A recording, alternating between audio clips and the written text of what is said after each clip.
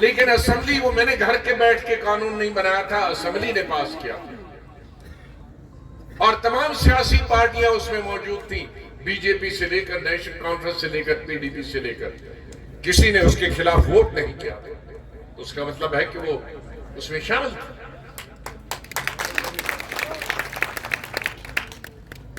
खिलाफ वोट देने का मतलब है कि आप उसके हिस्सेदार हैं। वो जमीन भी वापस ली। उनको क्या मालूम वापस लेने वालों को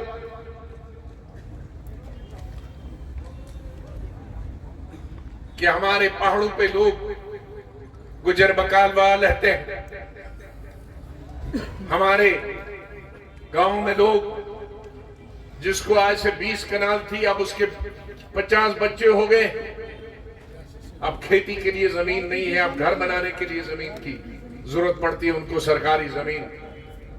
खेती कब की खत्म होगी? क्योंकि हमारा पहाड़ी स्टेट 80% तो हमारी जमीन पहाड़ों और जंगलात में, लोगों के लिए कहां? इसलिए जमीनें हमारी सरकार की वो लोगों के लिए है, लोग सरकारी जमीन के लिए नहीं। अल्लाह ने सबसे बड़ी नियामत चीज इंसान को पैदा किया है और पूरी कायनात उसके लिए। ये फल फ्रूट, दरिया, समंदर, पानी अल्लाह ताला ने इंसान के लिए बनाया। लेकिन इंसान नहीं होगा, जमीन को क्या करे? बहरहाल एक वो बड़ा सियासी गलती की, उससे अभी हम जूझ रहे हैं। इलेक्शन का कई सालों से इंतजार कर रहे हैं। सुबह आएगा, शाम आएगा, गर्मियों में आएगा, सर्दियों में आएगा। कई लोग तो जान बहक हो गए कि इलेक्शन का इंतजार करते थे। इक्तिसादी हमारी मुसीबत है, महंगाई आसमान को छू रही। ये सच है कि सिर्फ हिंदुस्तान में नहीं है, पूरी दुनिया में, अमेरिका और बर्तानिया में भी, यूरोप में सबसे ज्यादा है। लेकिन हम एक गरीब मुल्क, वहां दूसरे वसाइल, वहां दूसरे जराए, हमारे पास कोई जराया नहीं। खेती बहुत छोटी, जमीन बहुत कम है, वो भी मौसम पर दारमदार है। ओले गिर गए तो फसल खत्म, बारिश ज्यादा गिरी तो खत्म, बारिश नहीं हुई तो खत्म। फ्रूट आ गया, उसके फूलों पे अगर ओले पड़ गए तो खत्म। सेब बन गए, अगर मार्केट नहीं मिली, गाड़ियां वक्त पर मंडी में नहीं पहुंची तो खत्म। हर चीज यह अपने हाथ में नहीं। आ जाके हमारी इक्तिसादी हालत को बेहतर करने के लिए हमारे पास टूरिज्म और नौकरी कहां मिल रही है? कितनी बार इंटरव्यू हुए, ये लड़के और लड़कियां, इनकी आंखें बोझल हो गई पढ़ पढ़ के और इंटरव्यू दे के, लेकिन इधर से उसमें डालते हैं, उधर से कुछ निकलता नहीं।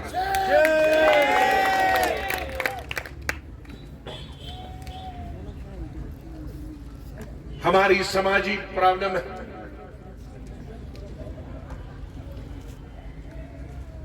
हमारी गुज़िश्ता 30-32 सालों में रियासत में जिस तरह के हालात रहे,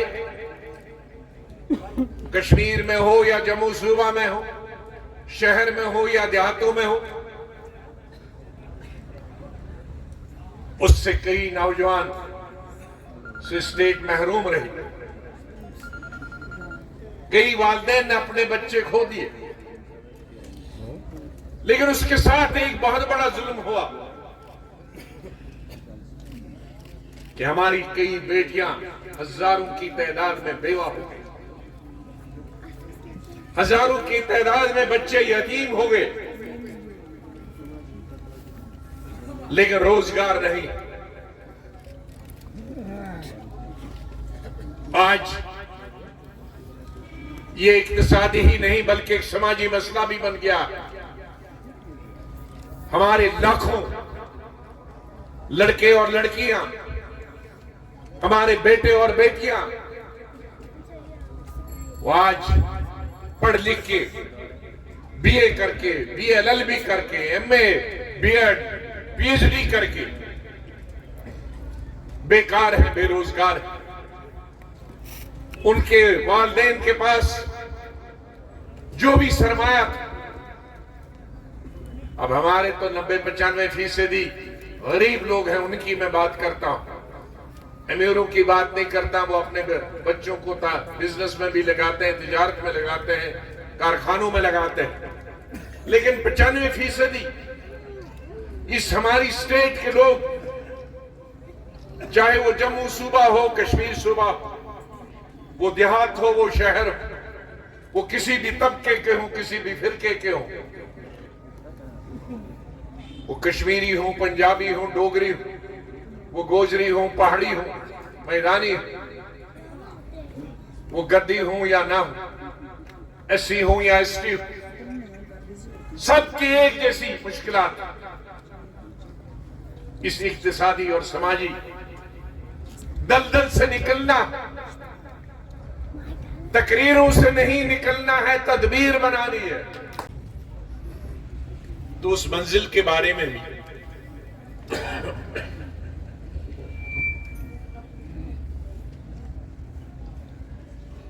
मेरे कुछ साथियों को तो मालूम है, लेकिन हमारे सभी जो ब्लॉक और जिला लेवल पे काम करते हैं, जोन लेवल पे काम करते हैं, पंचायत लेवल पे काम करते हैं,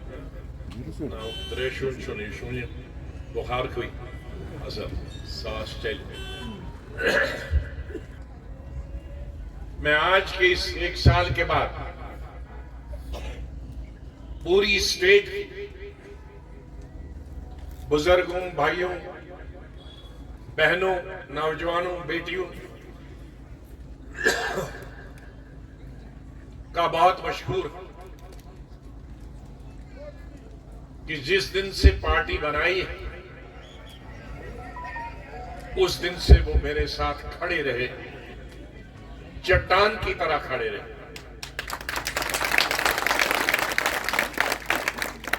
उसके लिए मैं सलाम करता हूं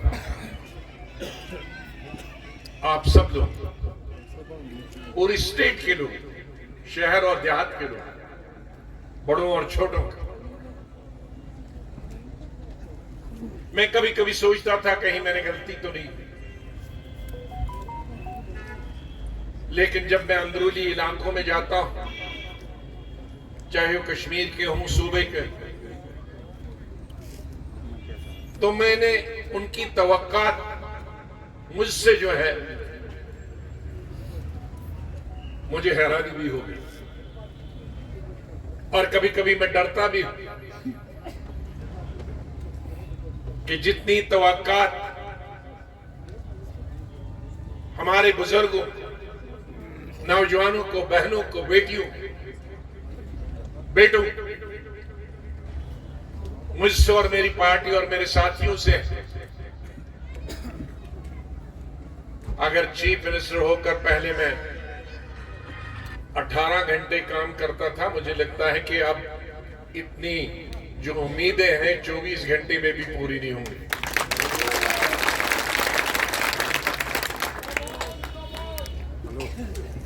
हमारी सियासी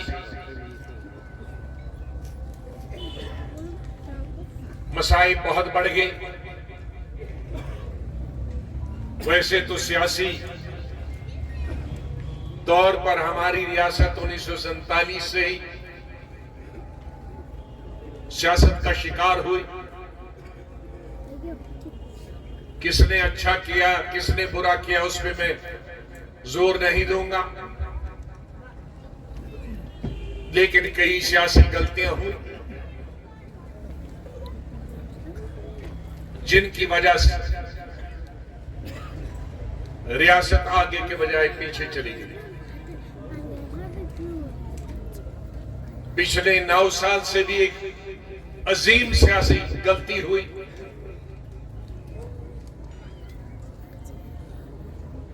जो 370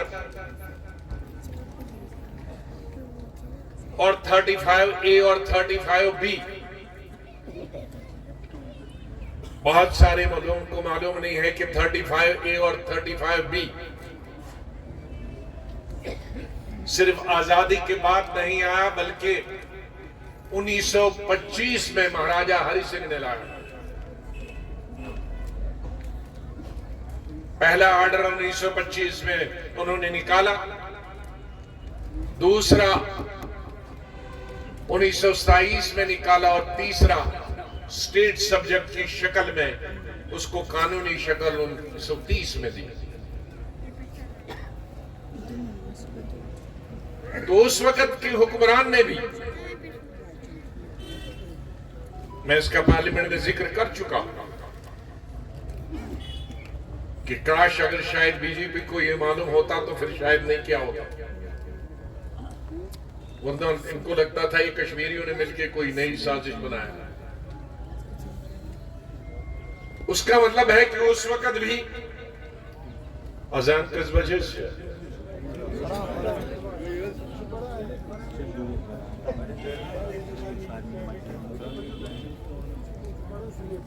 उनको उस वक्त भी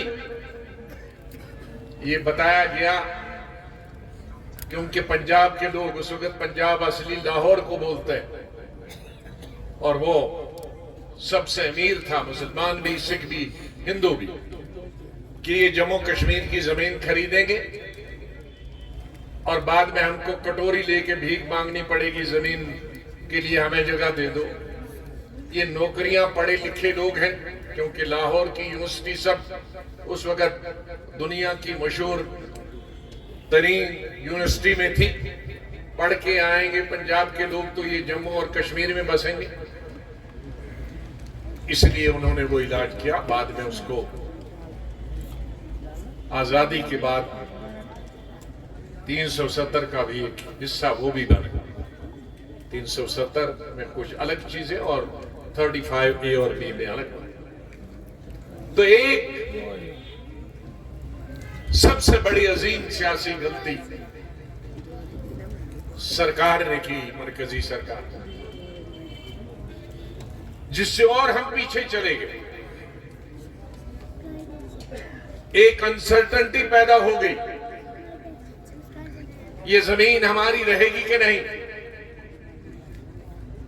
कोशिश की, जिसके लिए हमने, सरकार ने कोशिश की उसको छीनने की। मैंने जो कानून बनाया था, पहला कानून महाराजा ने बनाया था, शेख साहब ने उसके बाद बनाया, फारूक साहब ने भी कोशिश की, लेकिन मैंने बड़े पैमाने कहा कि जो जिस पे कब्जा है 20 साल से ऊपर, वो उसकी जमीन हो। बदलने के साथ बनाना ही चाहिए, और बड़ी कितनी मीटिंग है उसका सवाल नहीं है। हर ब्लॉक से वादी के लोग आ जाएं, उनकी नुमाइंदगी हो, उनकी हाजिरी हो। और हमने 1 साल में क्या किया और इस पार्टी का मकसद क्या है, इस पे कम से कम हमारे जो अहदेदारान हैं उनको जानकारी होनी चाहिए, उनको मालूम होना चाहिए। उनको मंजिल मालूम होती है तो इंसान रास्ता खुद निकालता है। कोई पगडंडी से जाता है, वही तदबीर को निकालने के लिए मैं सब छोड़ के आया।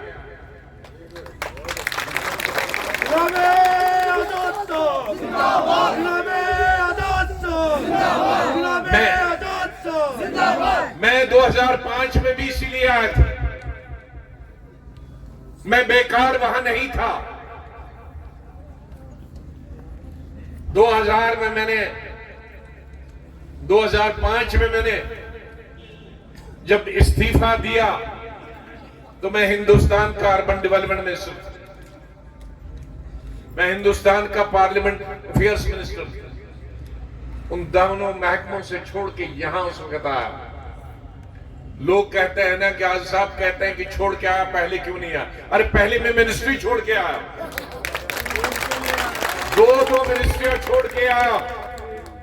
और अर्बन डेवलपमेंट छोटी मिनिस्ट्री नहीं होती, सबसे बड़ी मिनिस्ट्री होती। पार्लियामेंट्री अफेयर्स मिनिस्टर पार्लियामेंट के हिसाब से सबसे बड़ी होगी।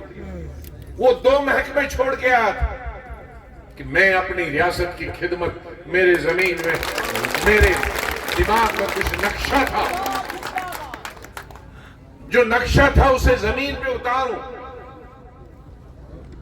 वक्त कम कर था मेरे पास और कुछ सियासियों की, सियासतदानों की, मेरे मेहरबानों की मेरा वक्त और भी कम कर दिया। वो आप अच्छी तरह से जानते हैं, मैं उस पर नहीं जाना चाहता। लेकिन मुझे यकीन है और मुझे अगर तसल्ली है सियासत, मैं ये कह सकता हूं कि मैंने उन 2.5 सालों में 15 साल के बराबर काम किया।